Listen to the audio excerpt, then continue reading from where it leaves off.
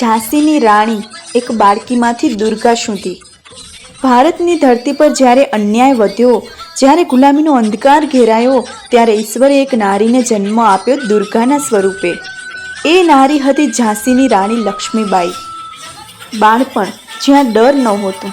લક્ષ્મીબાઈનું બાળપણ સામાન્ય નહોતું। બાળપણથી જ એની આંખોમાં ભય નહીં, આગ હતી। જ્યારે અન્ય બાળકી રમકડા રમતી, ત્યારે મણિકર્ણિકા, જે લક્ષ્મીબાઈનું બાળપણનું નામ હતું, ઘોડા દોડાવતી, તલવાર ચલાવતી અને શરીરને યુદ્ધ માટે તૈયાર કરતી। એને કોઈએ કહ્યું નહીં તું લડવા જન્મી છે, પણ દેશની સ્થિતિએ એને સમજાવી દીધું ચૂપ રહેવું પાપ છે। રાણી બનવી પણ શોભા માટે નહીં।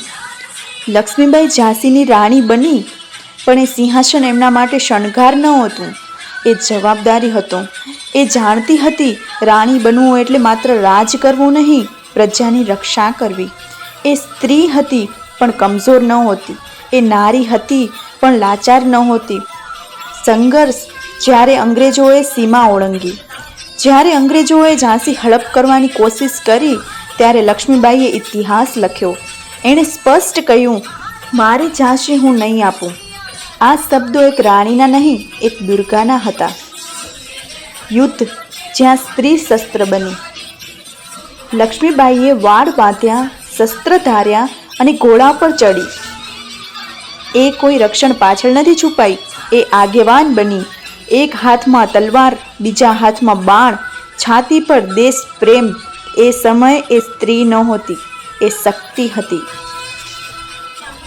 દુર્ગા સ્વરૂપ, માતૃશક્તિનું અવતાર। યુદ્ધના મેદાનમાં લક્ષ્મીબાઈ દુર્ગા જેવી લાગી। જ્યાં એ પહોંચી ત્યાં શત્રુના હૃદય કંપી ગયા।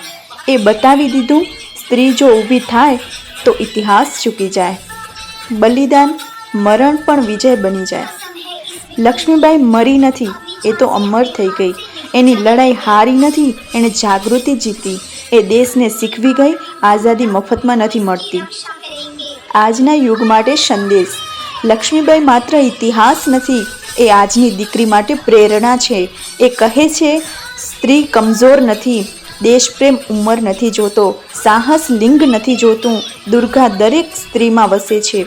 અંતિમ સત્ય, જ્યારે સ્ત્રી ભય છોડે ત્યારે દુર્ગા જન્મે, અને લક્ષ્મીબાઈ એ દુર્ગાનો જીવંત પુરાવો હતી।